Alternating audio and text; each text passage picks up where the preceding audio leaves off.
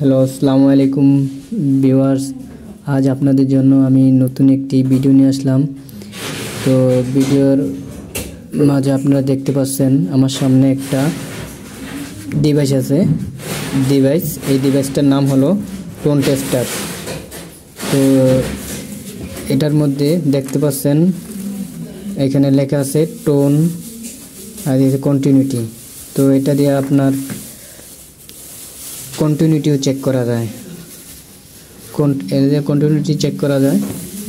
আর tone যেটা দেখতে পাচ্ছেন, এই টোনের কাজ হলো আমরা যখন কেবল পুল করি, কেবল পুল করার সময় যদি কোনো কেবলের ট্যাগ মিস্টেক হয় বা ট্যাগ রিমুভ হয়ে যায়, তখন ওই কেবলকে খুঁজে পেতে অনেক কষ্ট হয় এবং খুঁজে পাওয়া যায় না। তো ওই কেবলকে খোঁজার জন্য এই টোন টেস্টার ব্যবহার করা হয়। এই টোন টেস্টার দিয়ে ওই কেবল খুঁজতে অনেক সহজ হয়। তো এই টোন টেস্টারের কাজ হলো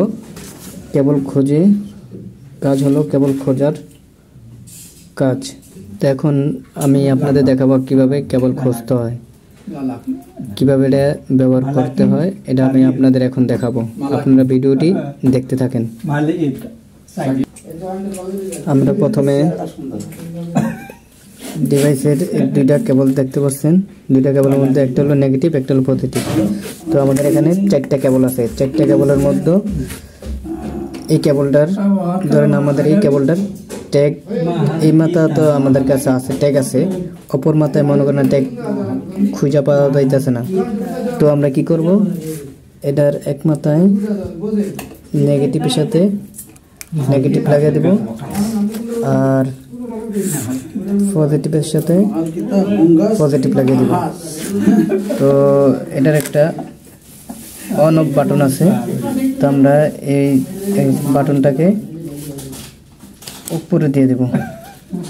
টোন দেখতে পাচ্ছেন, এখন টোনের লাইটটা জ্বলে রয়েছে। তো আমরা এখন টোনের মধ্যে রাখছি।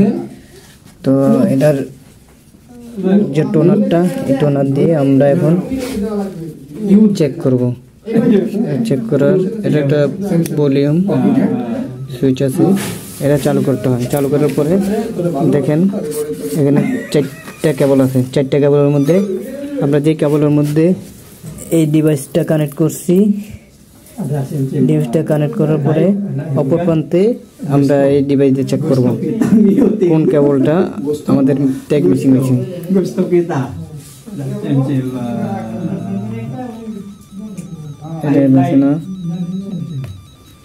এটাও না, এই কেবলটা আমাদের ট্যাগ মিসিং হয়েছে। দেখেন এটার মধ্যে যখন টাচ করা হয়, এটা সাউন্ডটা, টোনটা অনেক জোরে বাজে।